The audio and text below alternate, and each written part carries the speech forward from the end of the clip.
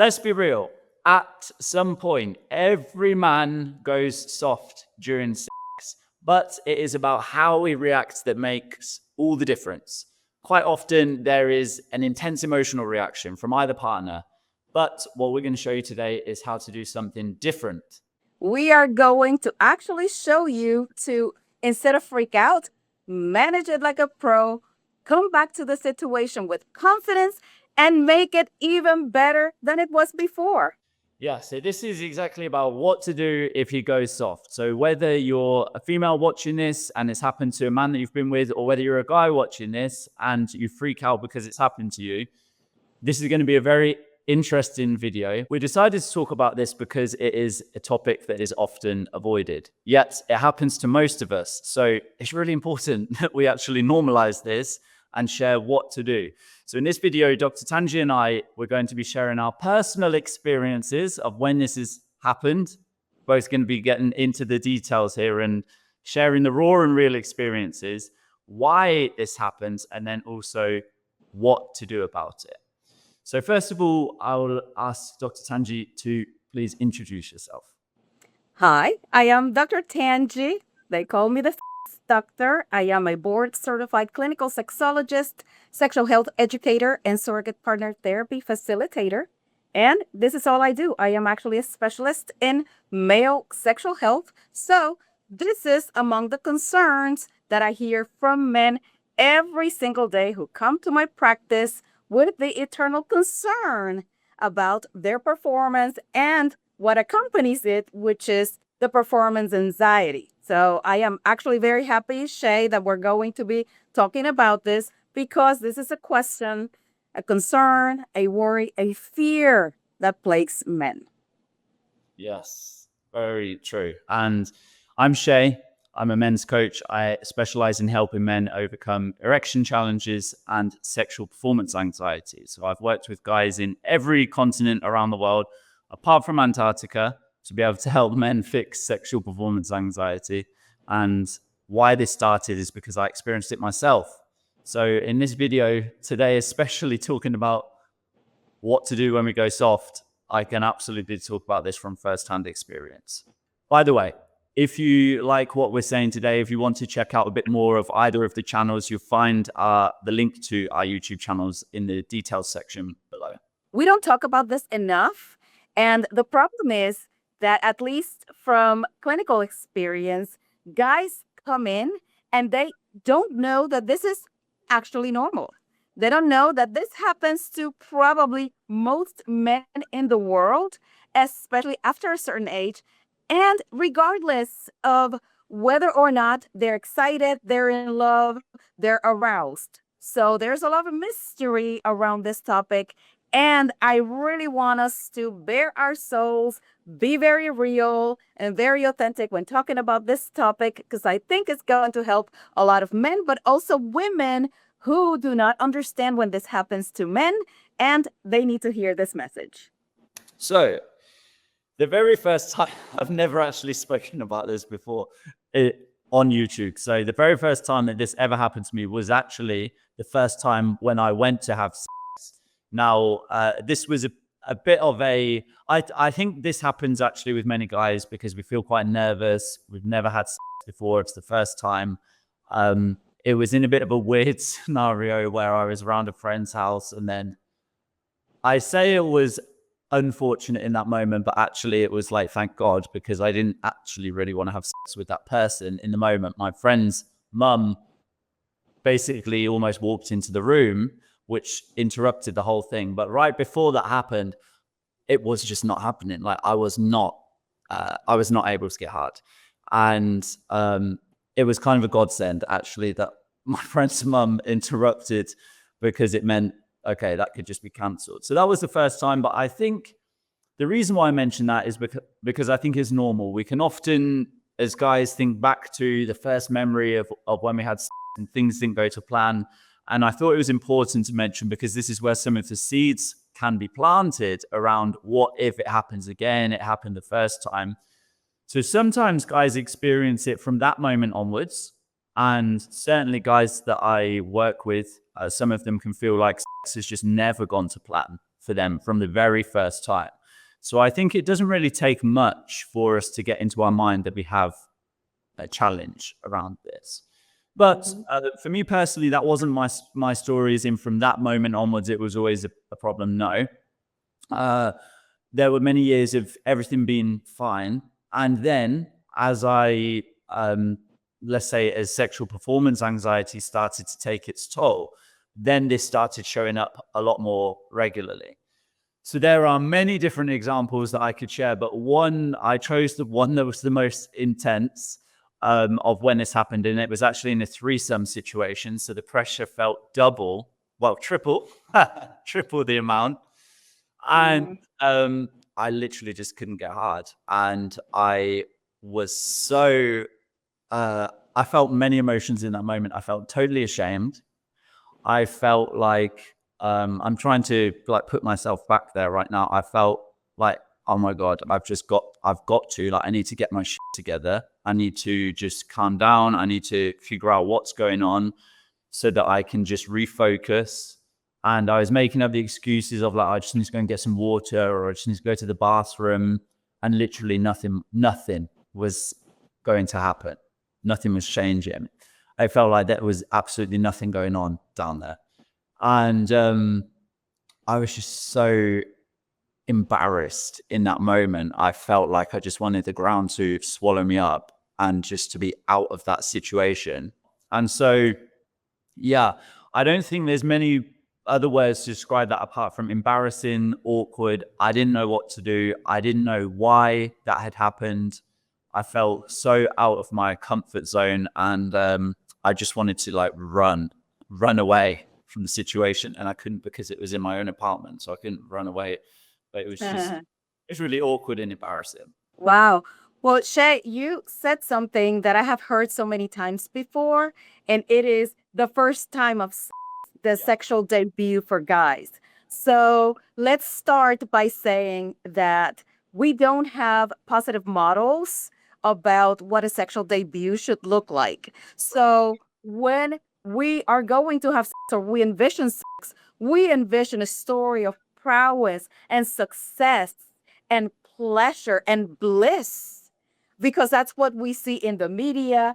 Obviously, with the advent of readily available, that's what we see. We see stories that start with a penis that it's ever hard, and it continues throughout until the guy ejaculates. And even then, you never see the penis really getting soft. When the scene ends, the penis is still ready to go, ready for another round. And so everybody is just expecting this magical moment of this sexual initiation that's going to be absolutely magical and perfect. And many guys have actually told me, I don't even know if I actually had sex that night. It was under pressure. It was in a very inconvenient place. There was something or some element of danger or surprise, meaning probably in a school ground, maybe at a friend's house or at your girlfriend's house, with the possibility of getting caught. So it's a lot of pressure. Maybe even the girl was a little bit more experienced than you are. So there's a lot of factors that lead to a lot of pressure. And then guys say, I couldn't get it up. I don't even know if I did it. I actually don't even know if it went in. I don't know if I actually had intercourse that day.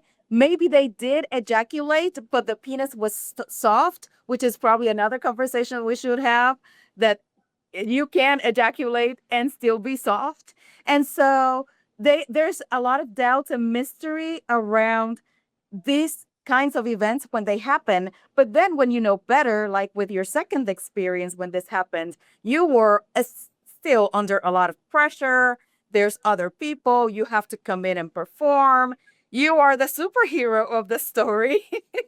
So you have to come up with your superpowers and to be there and be like, oh wow, where did it go? What's happening? And obviously trying to make up excuses, because if it's females, the threesome, and I'm not going to pry on the details, but if it's two females, they're depending on you. If it's two males and a girl, probably, they're probably, they can probably fend for themselves. But But you are kind of the protagonist, and so it is incumbent upon you to show up and perform. And let me tell you what happens from a female perspective.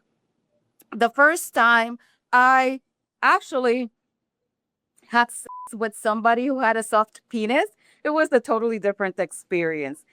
This guy, who was actually a friend of mine, he had gone through a very hard breakup with a lot of drama. And so after that, he could not have an erection. So he couldn't have an erection, and he tried. He was one of my best male friends, and he tried, and he said, "I feel so embarrassed because I just can't have." And I heard him not only through his story of the breakup, but also how he was not being successful in reinitiating his life, and how embarrassing it was, and how he was avoiding it and trying to make up excuses when he was with other females and he couldn't perform. And I remember we were in a car, and finally I just jumped on him, basically. I wanted to show him that it was okay, that there was nothing wrong with him, and that he could still enjoy intimacy and sex. And since we had a long-term standing relationship and there was trust, he felt safe with me. I was his confidant, and I knew everything there was to know about him. Actually, when we started kissing and fondling and getting undressed and everything, magically his penis came back from dormant state, and he was actually very surprised. We had no problems, and it's not that I didn't enjoy it. I actually enjoyed it very, very, very much. But I remember telling him at the end, "See, there's nothing wrong with you," and it was almost like a teaching moment for me to let him know he just needed to be comfortable and safe and in a trusting environment for you to be able to be your old sexual self again. And so he came out of the rut. Now, it's happened to me in other romantic situations, not a whole lot. Before I became a sexologist, I do remember maybe feeling what many women actually feel like it is my fault. Maybe they're not attracted to me enough. Maybe they started off good and something put them off. Maybe I have some sort of smell. Maybe there is a body part that they saw that didn't agree with them. Maybe they were disappointed in something that I did. So I didn't know how to handle it because I didn't have the knowledge that I have now. It's happened to me since I became a sexologist. And obviously now I know better. So I focus more on intimacy, on connection, on the pleasure, because for me, it's all about pleasure from start to finish. It is not about performance, and it is not about a goal. For me, if I am having fun, if I am feeling pleasure, it doesn't matter if you're nibbling on my ear or if you're using your penis to penetrate my vagina. It is all fair game, and it is all good. And I am going to show up with the responsibility to make the experience a pleasure one for me and for both of us. So I don't carry that anymore. But I remember feeling inadequate in my sexual abilities, especially when I was starting as a sexual being. I didn't have a lot of experience. And so you carry a lot of like, oh, maybe it is me. Maybe they're not attracted to me. And it's also a complaint that, as I said before, that I get in clinical practice. And so there's a lot of education that has to go on when guys think that they're the only ones going through this, and that if they lose the erection, sex is over. Yeah. And I think what stands out to me there is the similarities, different types of thoughts, but very similar, in terms of, the guy thinking, oh my God, I can't believe this has happened to me. What's wrong with me? We can see there that was a very similar thought from the female's perspective. Is it to do with me? The guy is then worried, what if I can't satisfy them? The female is worried, what if I'm not satisfying him? And then the guy starts thinking, what if she has been with another partner who did this right and who could do it really good? And the female is thinking, what if he enjoys being with a different partner and he's having to think about that? So you see, it's a very similar set of thoughts that are going on, but we don't ever dare to talk to each other about these thoughts that are going through our mind, because obviously it's so vulnerable, it's so personal, and this moment of sex is really, without going too deep, is two souls in the most vulnerable thing that there is, I think, in terms of a human to human experience, because it's just nakedness and openness and emotion and pleasure and connection. And so especially when it doesn't go to plan, there's so much internal criticism that both parties are giving themselves in that moment. And actually what's really needed is just some love and acceptance and reassurance from both parties in that moment, which is what we're going to get onto. So we often get frustrated, right? First of all, there's this sense of frustration, or I can't believe this is happening. It's like a disbelief. And then it turns into, honestly, quite often pressure. We try and force it. We try and force ourselves. Now, this is a real mistake to make. And it's actually difficult in the moment because we want to be with the person. We want to give it to the person. So it's really hard not to go into this forcing ourselves mindset. But actually, this is what makes it even worse, because part of what we're going to talk about is why this happens. But to go into that a little bit is to do with our nervous system in our body, be a reason why this happens. And our stress state, our sympathetic nervous system has been activated intensely. And so blood is redirected around our body. And it means that our dick in that moment is not a critical organ in our body. So our body is changing because it thinks it's in a fight or flight situation of I need to get out of that, right? So it's very normal, biologically, absolutely normal for us to lose our erection in that moment. So when we try and force it, we're going into battle with our biology and we're going to lose every single time. So we're going to come on to what to do about this instead, but I just want to put a bookmark in this bit here of saying a mistake, probably the most common mistake that I hear men make is, I've just got to focus. I can't think about that. I've just got to stay present. I've got to make sure that this happens. And quite often it doesn't go the way that we want it to, especially when we're in that forcing it mindset. I always tell guys that the neurobiology or neurochemistry that is essential for dealing with a threat, it is mutually exclusive than the one that you deploy to be in an intimate and sexual situation. So let's just take simple biology. Under stress, our brains signal to the rest of the body that we need to react. And so cortisol and adrenaline, mostly, there's others, but those are two probably that people know. Cortisol is a stress hormone. It makes us more alert and makes us react. It starts actually being secreted in the body in higher quantity. And adrenaline, which is the one that makes us more nimble, gives us strength. It's actually an anesthetic as well. So even if we're wounded, we can continue to fight or run. And so under that neurochemistry, our body is going to prioritize blood flow to essential parts that are going to help us fight off the threat or protect ourselves from that threat. And so that's going to be limbs, even eyes, our lungs. It's going to be other things. Well, the last thing that you're going to be doing if you're being chased by a tooth saber is have sex, right? You're not like, oh yeah, it's running after me. I'm just going to be here with an erection and I'm going to continue my business here. So that's not what happens. And I always explain to guys, you have the same blood going around your body. You're not producing more blood because you decide that that's the moment for you to be intimate and have sex and have an erection. And so the same blood that is circulating throughout your body at that moment is either prioritized in the flight or fight or freeze, or it's going to your penis. And you cannot have both except for very, very, very little situations in which, yes, some people can be startled, for instance, and have an erection, but that's less probably than 1% of the population.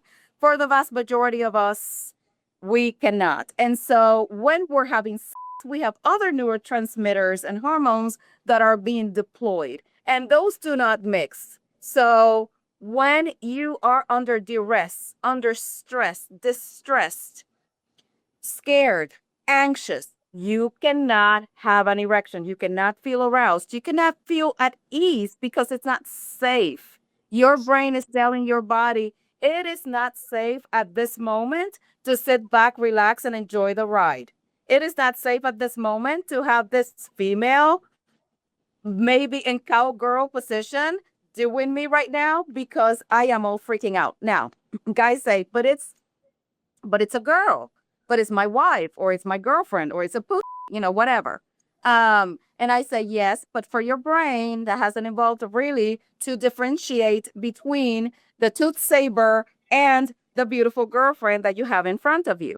If you freak out, it's going to deploy the same neurotransmitters and the same neurochemistry, and it's going to make it very, very difficult for you to be able to relax and transition into having a satisfying sexual relationship. So freaking out is the worst thing that you can do. It's almost, I always tell guys, it's almost like you want to make it comply, make your penis comply by force. Well, if you can't comply under stress, how can you expect your penis to do the same? Yeah. So we've mentioned the biology, right? The neurochemistry in the body, the fact that our body is going into this stress state, our brain is giving the alert signal to the rest of our body, and the blood is being reprioritized. So we've spoken about that. The reason why we've both spoken about that is so that if you're watching this and you've experienced, if you're a guy and you've experienced this personally, it's really important to know that there's nothing wrong with your body. There is nothing wrong with you if this is happening. Okay, this is a biologically normal function that is critical to our survival, actually, for this to happen. So that's the first thing. But obviously, it goes without saying, we don't want it to be happening in the moment. So we're going to get onto, after this, why it happens, to then what to do about it instead. So this is one reason. Another reason that I mentioned a bit earlier on is because we're trying to force ourselves, right? If our brain is giving us the alert signals, but we continue to force ourselves, we're going into battle with our biology, we're going to lose every time. A really important word that Dr. Tangie mentioned is safety. Safety. Now, the best, let's say, way that I found to look at this is through a book called Come As You Are by Emily Nagoski. And in that book, she talks about context, the role of sexual context, and how in one situation we can be hard and not have any challenges, but in another situation we go soft. Why is that? Because that's very different from if we've never, ever been able to get an erection across the board, right? Not when we're by ourselves, not in the morning, not if we're with somebody else.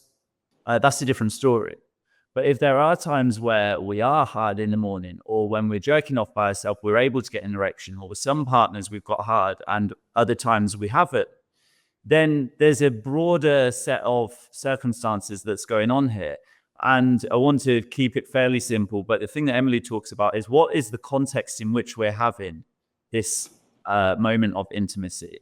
Is it in a place that Dr. Tangie said where there's a chance that we could get caught, or we don't exactly feel comfortable, and maybe that we're too hot, we're too cold, or there's too many distractions, or we've just had a really tough day at work and our mind is spinning, and then we're expecting ourselves to perform all of a sudden, or we've had to do the whole routine of coming back from work, cooking dinner for the kids, putting the kids to bed. That was a really difficult moment, settling the kids, and now we're expecting ourselves to just be able to all of a sudden perform. So these roles of context, it could even be that it's a Valentine's Day, or we're on holiday somewhere, and we've put pressure on ourselves as the man to think, right, I've taken them away to this really special place. I need to be able to give them amazing sex tonight so that they feel great about this whole experience. You can see here there's multiple different types of context, situations that we can put ourselves in that are actually broader than just sex. This is really important that we broaden the reason as to why we're trying to figure out why this is happening. We have to look at beyond sex as well as part of the equation. What else is going on in our life or in this moment in time that could in some way, shape or form be playing a part of why I may be putting pressure on myself. And these moments, these different situations of work, the kids, the holiday, Valentine's Day, it's pressure, and our body is perceiving that as unsafe. So this is why safety is a really important word. Yes, absolutely. And you mentioned something very critical. And I've been in that situation, and I've also heard it so much from men and even women. I'm on vacation, so I have to have sex. Yeah. It's almost like it's so performative, and sex can be so performative that basically the context matters. And so when we're at home, if it happens, maybe not a big deal. But if I'm on vacation, if I am a night out, if we're staying at a hotel, uh, special events that basically shout and scream at us, we need to be having sex and this needs to end in sex. And there's that pressure from the onset, even before you know categorically that you're going to have sex, you impose that expectation that the night should end with sex because we went out, because we had a romantic dinner, because we're on a romantic trip to Italy.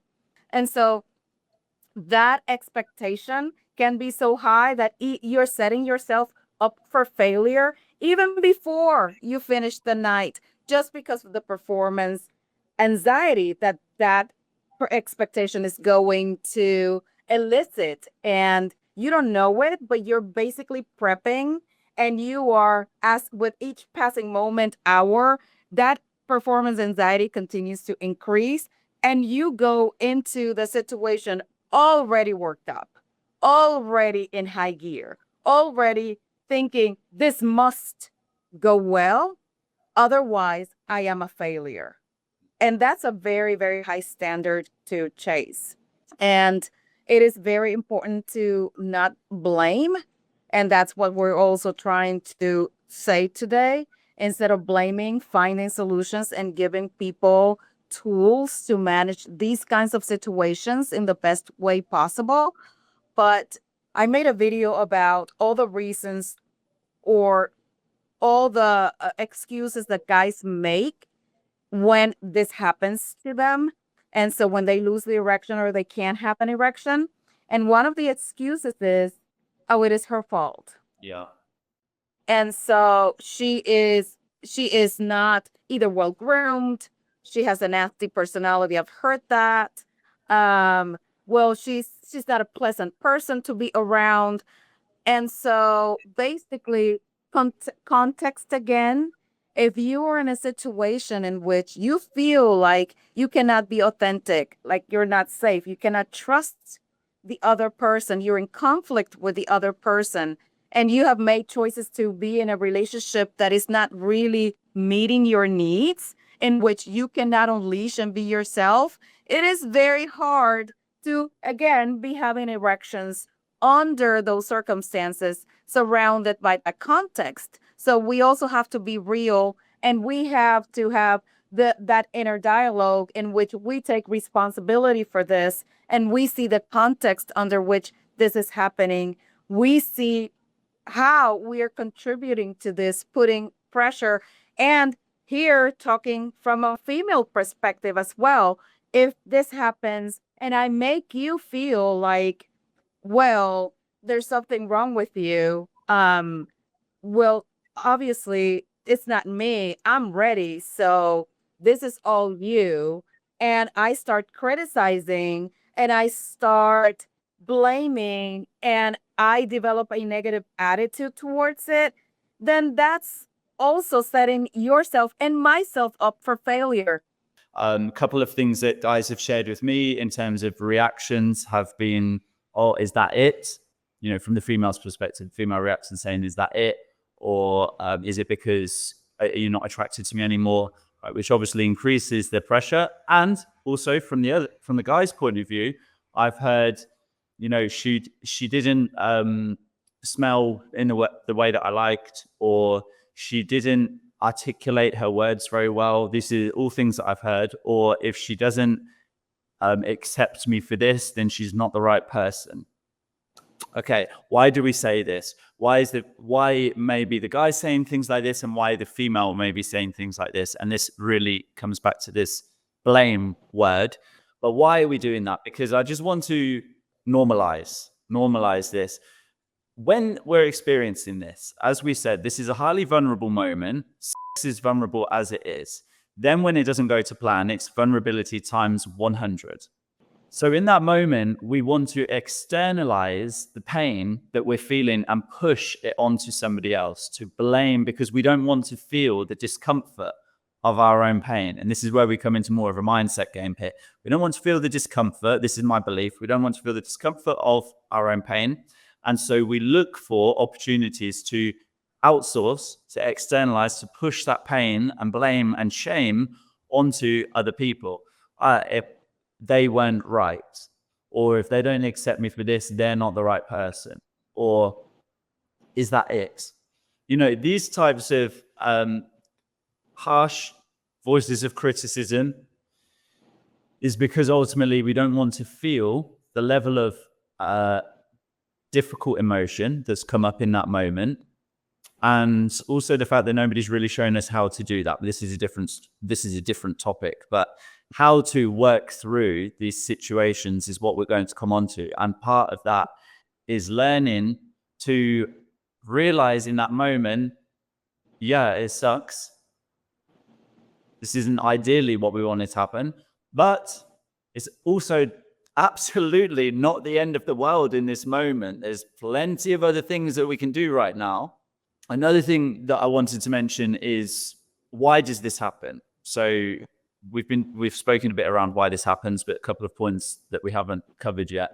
Number one, if this is happening across the board, okay, so if you are not experiencing morning or nighttime erections, if you are not experiencing erections during sex, and if you're not experiencing erections when you're on your own masturbating, it's important to go and seek medical advice. And anyway, I would say regardless, if we're experiencing erection problems, it's always important to just go and get medical checks done to make sure from a health perspective, from a physiological point of view, that everything is okay.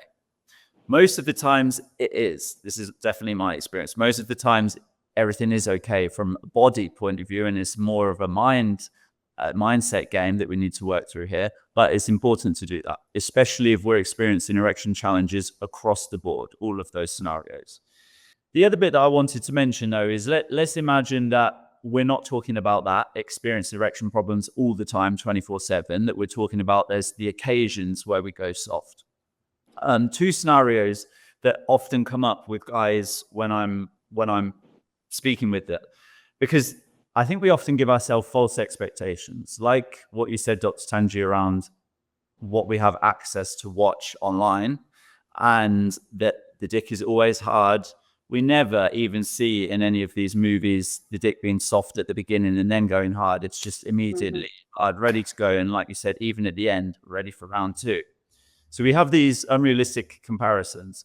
And what that means, how this shows up in certain specific moments in the bedroom, imagining when we're on the bed kissing, there's tension building, the guy's hard, both people want it, and then our partner says, I'm just going to the bathroom for a couple of minutes, I'll be back. This is a very normal thing to happen. But the guy in that moment then starts freaking out. I've experienced this, and many guys I've spoken to have experienced this as well. Oh my God, I've got to stay hard. She's in the bathroom, or he's in the bathroom, whoever is in the bathroom. And what if they come back out and I've gone soft? They're going to think that I'm not ready. They're going to think that I don't want it. I must be able to maintain my erection in that moment. That's one example. Another example is when we go down on our partner. All right. So let's say they were going down on us as a guy, and now we're going down on them. And it's absolutely normal in this moment for us to lose our erection, the level of erection. But yet we think, I've got to stay hard. As soon as I finish going down on them, I've got to immediately be ready for penetration. They need to see that I'm ready. And this is all false. This is all false. But nobody tells us this, that it is absolutely normal for when our partner goes to the bathroom for us to go soft. When we go down on our partner, absolutely normal for us to go soft. even halfway through sex, depending on the intensity of sex that we're having or the duration of sex, it is normal for our erection quality to fluctuate, and even at points to, yes, very soft, because we just need a bit of a break. Definitely. This is a very, very damaging myth Yeah. that for whatever reason guys have acquired, and women as well. Women have the belief that men have to be always erect in order for them to be attracted to them or to signal that they're ready for sex, that they want them, etc. And so both have this misconception that erections have to have full tumescence, full rigidity from start to finish, and even before we start, and again, even after we finish. And there's a sense of like triumph if you talk to guys and even women. Wow, it was so hard, and even after he came, it was still hard. And there's like a celebration about it. So a few things here, a few thoughts. Number one, you're still young. Most of the population that I see in clinical practice, they're probably 50 and up. And so by that time, there's not only changes in the physiology, changes in the body that are just normal parts of aging, but also a lot of guys. And if you're hearing me here, please do everything in your power to stay metabolically healthy. So, metabolic syndrome is something that most guys after 40, 45 years old will start to notice. They will start to have maybe high blood pressure, high cholesterol, high triglycerides, fatty liver, high levels of inflammation in the body, maybe developing prediabetes or type 2 diabetes, which are the markers for metabolic syndrome. And when you have metabolic syndrome, you're not going to have the efficient erections that you had at 18.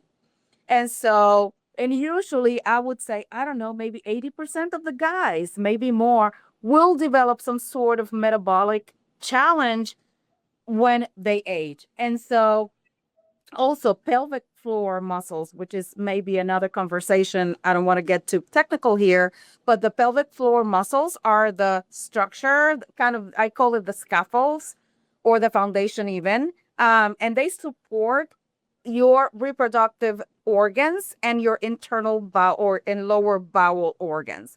And so when those muscles, as a result of aging, obesity, maybe squatting too deep in the gym, maybe motorcycling, bicycling, sitting for too long, those muscles get stretched out. And so you are able to have erections, but you cannot sustain erections. And so it is actually very, very common in the aging male to have erections that start, maybe they go a little soft and they come back again. And it's also very normal to have that happening in younger guys. But as you age, the expectation cannot be that your penis is going to be able to have the same performance quality as when you were 18. And what I see here in clinical practice is mostly the grieving process of guys who are like, well, now I lose my erection. And my main question is always, are you able to bring the erection back? So when you're doing your thing, when you're kissing, fondling, caressing, doing oral sex, nibbling, all the things that you do when you are in that intimate situation and engaged with your partner, is the erection coming back after a while? If the erection comes back after you relax and you do other things, then we know that there's not necessarily an issue that needs further attention. And as you said, if you're having morning erections, if you are having erections when you are self stimulating, if you're having erections even when you are having coupled, many guys lose erection when they're with somebody, but not when they're by themselves. Why? Because of that performance anxiety factor. And having an erection, let's put 40 minutes as a standard sexual encounter from start to finish. So And just just to be clear, this is like kissing, the build up. Yeah, Not exactly. And when you start kissing and hugging and playing around, let's go into the bedroom, take your clothes off. Let's say it's 40 minutes on a good night. Let's say it's 40 minutes. Well, for you to have an erection for 40 minutes, that's a big effort in the body. Yes, maybe when you were 18, 25 years old, yeah, the wind blew and the erection was there. You didn't have to worry about it. But the body doesn't stay the same as you age. So it is normal and very natural for the erection quality to fluctuate during a sexual encounter. And it doesn't have to be rock solid hard from start to finish. But as I said in the beginning, what happens is that guys start and they're like, oh, I have an erection. First of all, then they think, I have to put it in a vagina and pump it and ejaculate before I lose it. So that makes it very uncomfortable and dissatisfying for the female because maybe she's not ready for that yet. And that's another conversation. But women, mostly, they have to be ready. They have to have a certain level of foreplay, arousal. The vagina has to be ready in a certain way. And so I hear it from guys all the time. Well, I have an erection, I have to put it in. And so, no, you have an erection, you don't have to put it anywhere. You can enjoy many, many different other things. And so your penis doesn't have to go in a dark hole right away because you fear that you're going to lose it. And then what happens is that they lose the erection and then sex is over. There's a sense of defeat, sense of failure. It's all doom from there. She says, oh, don't worry, it's not a big deal. He feels very, very bad and sad. He doesn't know why this is happening. And sex ends. Why you have to finish at that time when you can continue to go on? If you just relax, if you cuddle, if you focus on kissing and connecting and intimacy and sweetness and romance and dirty talk and so many other things in other parts of the body. You know, our skin is the biggest sex organ, the most important being the brain, but the biggest being our skin. We feel everywhere. You can suck toes. You can suck fingers. You know, you can do everything to the rest of the body and it's as delicious. And so instead of, oh, sex is over because I cannot put my hard penis in that little hole of the vagina when I have 99% of the body still available for play. Be creative and just don't give up because you feel like you're a failure because your erection went down in the middle of. You mentioned around just giving up on sex. Yes, this is something that I hear, and I've experienced this myself as well. Of like, oh, the erection's gone, it's over, and you see how there we're just reducing sex to one part of our body, as you said, we're reducing sex to one part of our body, and I really like to point out when I'm working with guys the difference between sex and the erotic. Nobody wants more of the same sex that is shit or it's not enjoyable or where we don't feel connected. We think in our mind, oh, we want more sex, but we don't. Actually, what we want is more connection, more of the erotic, which is about the touch. It's about the anticipation. It's about the taste. It's about the unknown. It's about the desires. Like this is where the stimulation comes. Sex is just a physical, mechanical act of sex, but that's not what our brain loves and craves. What our brain loves and craves is all of these other our senses: smell, taste, touch, vision, all of these types of things. There's so much more beyond just the penetrative, mechanical act of sex. And yes, it can be difficult for us to see that in the moment. And yes, it takes courage to say, but this is what we can say. Oh, okay, it looks like he's not on board right now, or he's not ready just yet, but I've actually got loads of other ideas that we're going to have some fun right now, or whatever it may be along these lines, you know, where it's not thinking, oh, everything's over and done with, trying to just bring some lightness to the situation. And if you, the guy, and this is happening to you going soft, then yes, I would suggest lead in.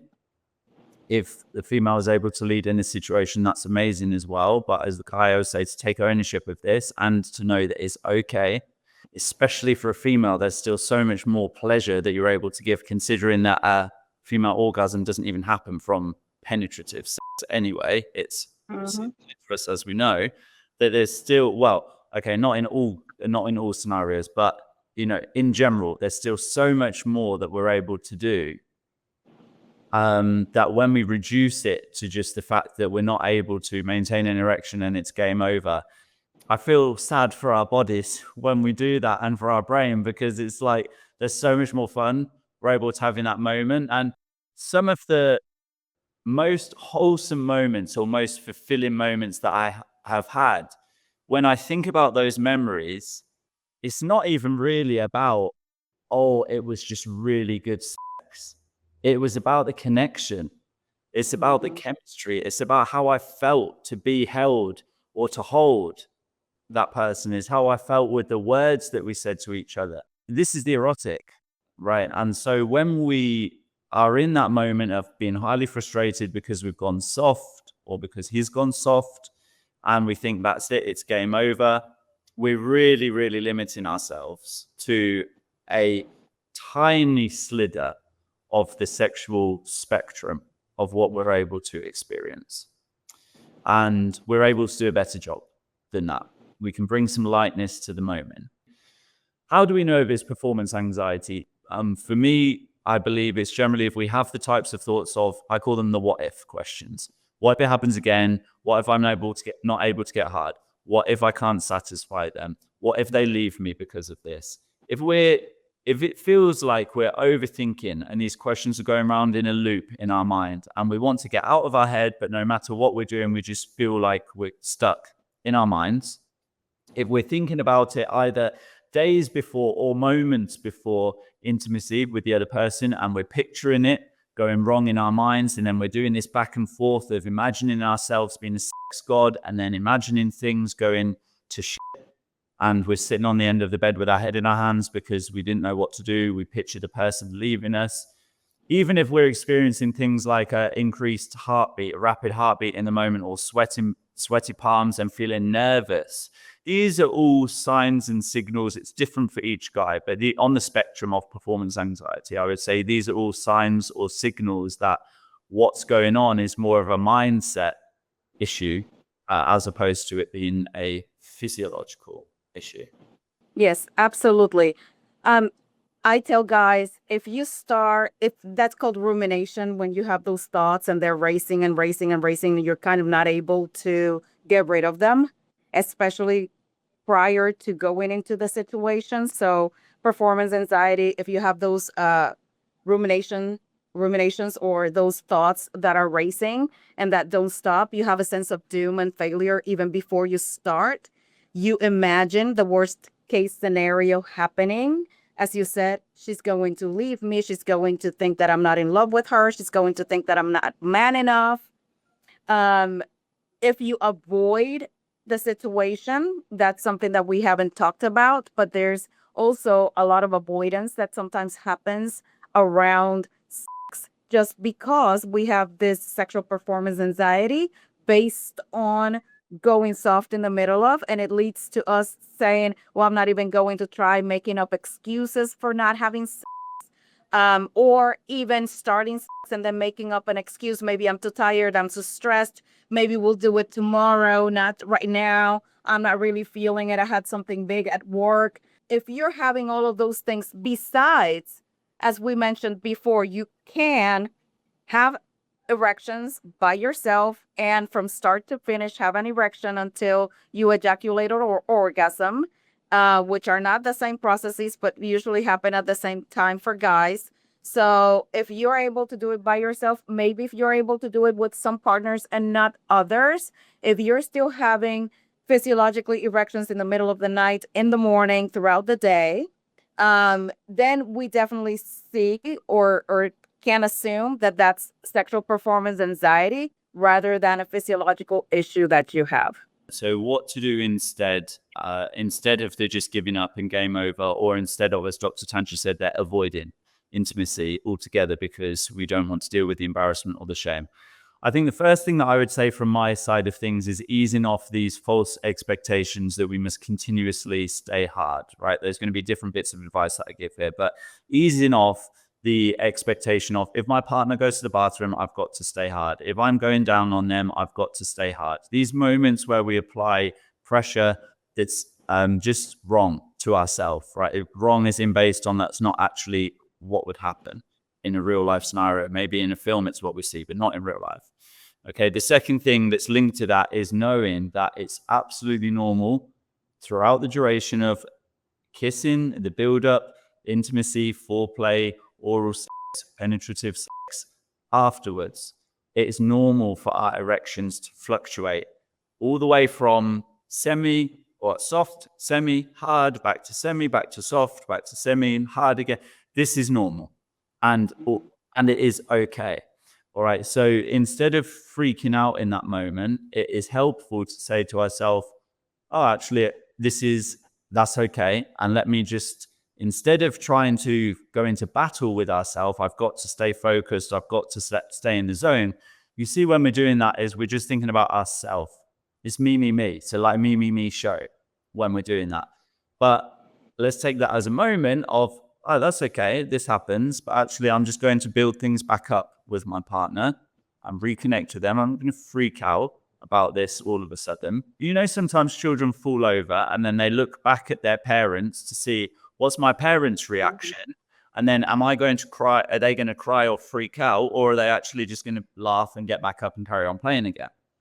This is very similar situation of how we deal with it, right? So if we freak out, oh my God, are you okay? What's wrong? Darling, what happened? Are you hurt? The child is going to start crying and freaking out and getting the attention because they believe from the parents' reaction something's gone wrong. Versus, oh, oopsie, okay, come on, getting down on their level and standing them up, rubbing them off, and then off you go and play, or a neutral reaction. The child doesn't have the same freak out moment. Instead of freaking out and expecting, oh my God, this is it, it's all or nothing right now, it's just knowing, okay, I'm not going to freak out over this. This is normal for this to happen. And actually, I'm just going to reconnect with my partner again. Yes, it takes practice to do that, and it takes guts and courage. But the choice is either limiting or reducing the entire sexual experience down to just penetrative, the act of penetration, or we're able to still stay calm and experience so much more pleasure.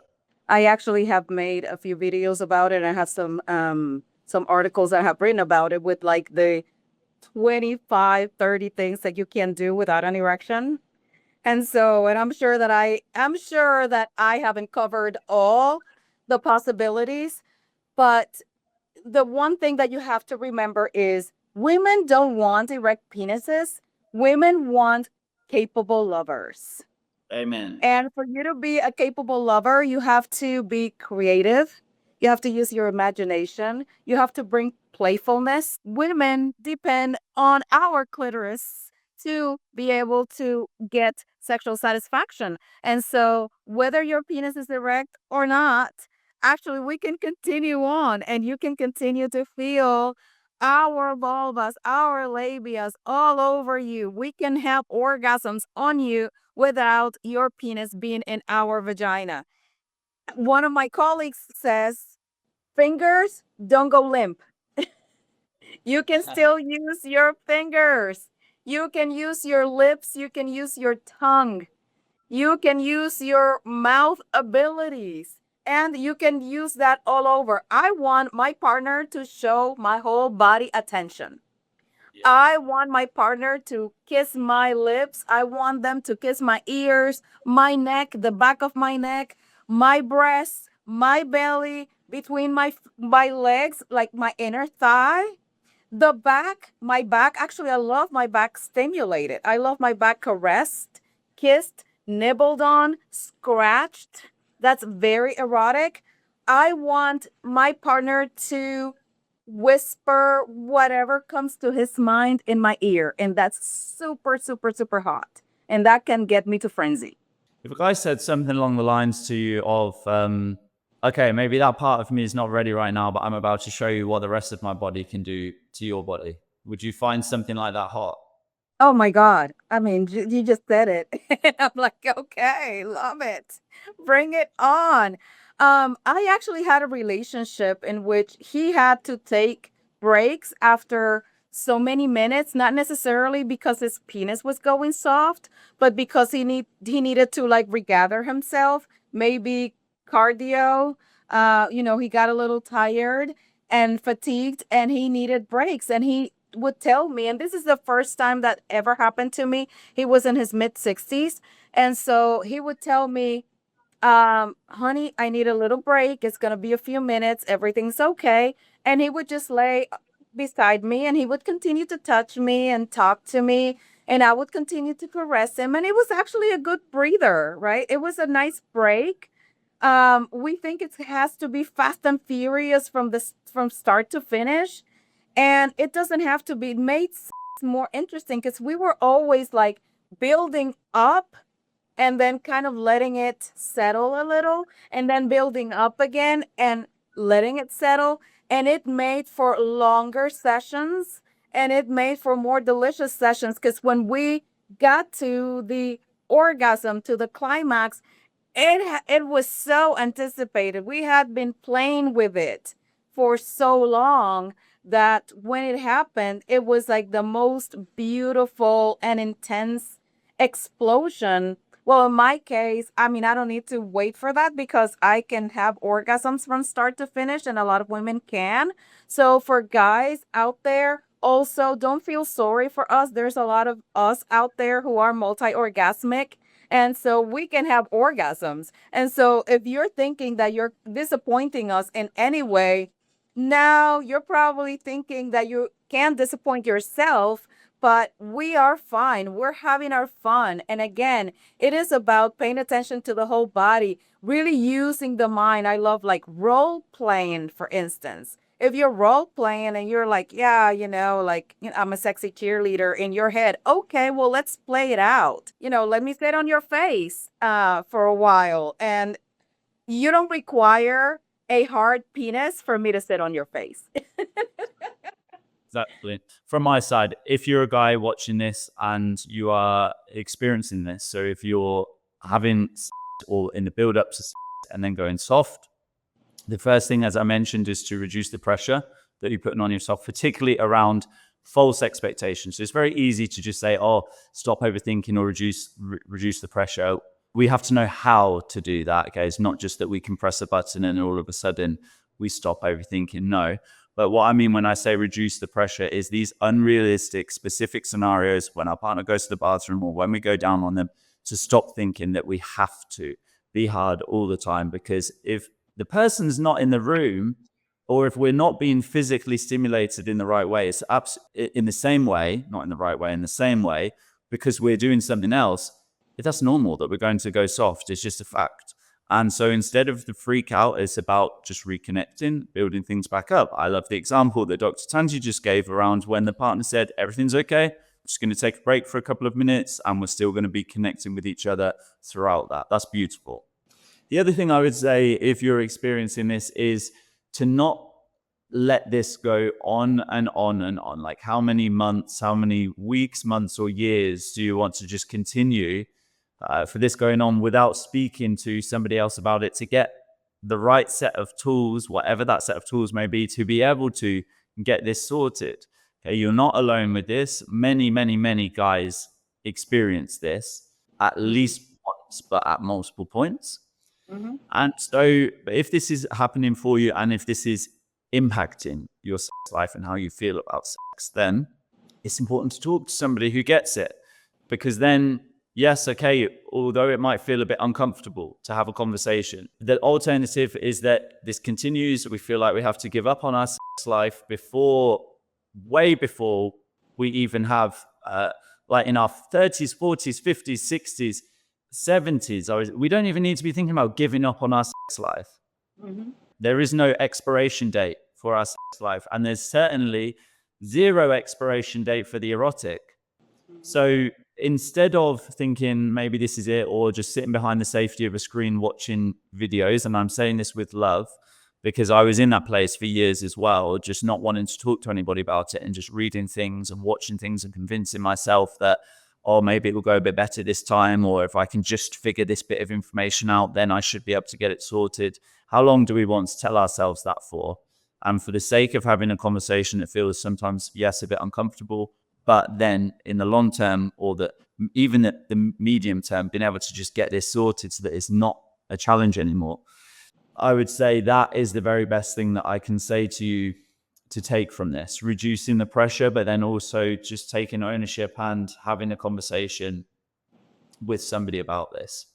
And definitely with your partner. Have the conversation with your partner instead of making excuses for yourself, instead of blaming, instead of avoiding. Have the conversation. During the hard conversations, there's growth. Say what's happening. Say that this is something that occurs under pressure, that you understand that you have responsibility over it. And again, as I said, from a female standpoint and just from a romantic or sexual relationship standpoint, continue on with the things that don't rely on your erections that are going to make that encounter a delicious one. One thing that I wanted to ask Dr. Tangie is for females watching this video, what should I do then? How should I react if this happens to my man in the moment? What would you say to females watching this video in terms of how they could handle this situation, or what they should think in their mind? Definitely the same thing that I said about men. Take responsibility and ownership. So say, obviously, it is okay. Suggest some other things to do instead of having this sense of doom. Oh, maybe it's me. Maybe it's something that I did, etc. Like we already talked about.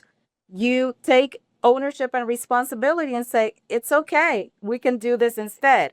And present to him the 20,000 other things that you want done. Talk to him about where to touch you, how to use their mouth, where, with what pressure, with what intensity. The pleasure, the sexual encounter does not have to end because the erection is no longer present. So focus on other things. And as females, we can take the lead. And instead of being like, oh, well, okay, well, I guess that's that. We'll try again tomorrow. We can say, oh, wait a minute. Well, what if you touch me right here? Well, can you help me kind of get off? Is it okay? Like, do you want to touch me here? Do you want to kiss? I love kissing. Do you want to nibble? Maybe you offer a part of your body. Maybe you offer to do something to them. It's okay. I can continue on with kissing your whole body. I can continue on with, sucking your testicles, again, having your penis in my mouth, even if it doesn't have an erection. So you can be also creative and show up in ways in which it's going to benefit you, it's going to benefit your partner, and it's going to make that encounter, instead of a failure, something to relish on. Okay, and I would say if you are enjoying listening to this and there is a particular topic you would like Dr. Tangie or I or both of us to cover together, then please just put that in the comments, because that's awesome for us to know, okay, this is helpful. These are questions that you want answered, and then we can do that. Dr. Tangie, let's wrap up with, where can people find you if they want to hear more or see more? They can find me in my YouTube channel, The Doctor. There I am with a lot of tips, advice on sexual matters, especially for guys. And you can find me in my website, texassexualhealth.com, texassexualhealth.com. And there's everything you need to know about me and how to get in contact with me. Cool. From my side, my YouTube channel is my name, Shay Doran, and the website is shay-doran.com. And I'll also put the link to the free performance anxiety quiz below. So in the details section, you'll see the link to both Dr. Tangie's channel and website, and also mine, and the performance anxiety quiz is the next step. Okay, so with that said, Dr. Tangie, if there is only one thought that you could leave guys with who are watching this video, I know I'm putting you on the spot a little bit here. What would the thought be? Well, the thought is definitely what I said before. You're more than your erect penis. I want guys to know their worth, their value. I I want guys to know that they are so much more than their erections. That we love your minds, we love your bodies, we love your personalities. Wow. Yes, I felt that. And I would say my end thought would be, if you're a guy watching this, give yourself more of an opportunity in the moment to show up in different ways beyond just your dick. If you go soft, knowing that's okay, because actually that's one tool that I have in my tool bag, and I'm about to show you a whole load of other magic tricks that I have. All right, bring that version of yourself into the bedroom, because I know it's there. If you're watching this, 100% that version of you is there. Dr. Tangie, thank you so much for today. This is really fun. Thank you. It's always so much fun to be with you, especially because you bring that male perspective that I always enjoy. And I always enjoy this energy, this exchange of energy between what my experience as a female and as a clinician in the field is, and what you bring to the table with your experience working with guys one on one and also in your personal life. I appreciate that.